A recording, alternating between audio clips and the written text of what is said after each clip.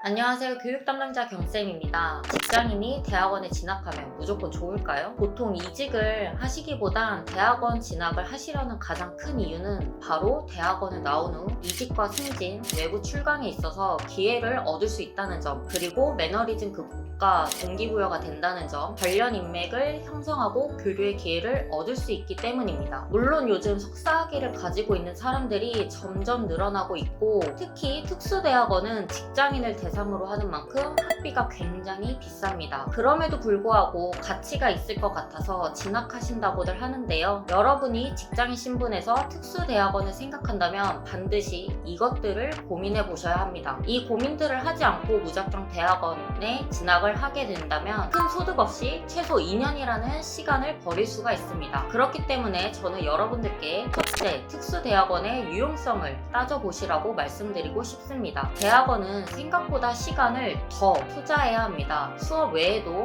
학회 세미나나 과제, 원우 모임 등 시간과 돈을 많이 써야 하는 부분들이 생깁니다. 학비 외에도 나가는 돈들이 많고, 국립대 대학원의 경우 한 학기 등록금이 200만 원 선인데 사립대의 경우 600에서 800만 원 정도 합니다. 게다가 요즘은 석사학위자가 너무 많다 보니 대학원을 졸업했다고 해서 무조건 연봉 인상이나 승진 효과를 볼 수 있는 것이 아닙니다. 그래서 금전적인 면이나 유용성을 따졌을 때 대학원이 물론 학문을 대학교보다 깊게 파고들어 전문성을 쌓는 곳이 맞기는 하지만, 직장인의 경우라면 현실적인 대학원의 가치와 졸업 이후 이 지식과 학위로 무엇을 할 수 있는지 가늠해 보는 것이 좋습니다. 둘째, 그만한 의지가 있느냐는 겁니다. 이 분야에서 본인의 실력을 석사 수준으로 달성하기까지 얼마나 의지력을 가지고 있는지 고민해 보셔야 합니다. 대학원은 입학보다 졸업이 어려워요. 대부분의 학생들이 졸업을 할 때 학점을 따기보단 논문을 많이 쓰지만, 직장인 신분에서 논문을 쓰고 연구를 할 만한 의지와 결단력이 남들보다 더 강해야 하는 것이 사실입니다. 퇴근 후 공부를 해야 하고 연구를 해야 하는 상황이니까요. 그래서 직장인의 경우 회사 상황에 따라서 휴학을 하는 경우가 많다고 합니다. 맡은 업무가 너무 바쁘거나 타지로 발령이 되는 등의 이유 때문에 졸업이 많이 늦어진다고 해요. 그러니 현재 상태보다 미래의 모습에 집중해서 바라보세요. 특수대학원 진학을 결정하는 과정에서 너무 극심하게 걱정하는 게 아닌지, 혹은 너무 안일하게 생각하는 게 아닌지 고민해보시고 미래의 모습을 그려보시라는 겁니다. 입학 전에 동기와 목적을 분명히 해야 재학 내내 덜 불안하고, 졸업 후에도 어떤 도메인의 어떤 직무에서 더 발전되어 일하고 싶은지를 명확히 할 수 있습니다. 만일 이게 명확하다면 대학원 입학에 적합하다고 생각합니다. 직장인 신분에서의 특수대학원은 생각보다 공부할 것들이 정말 많고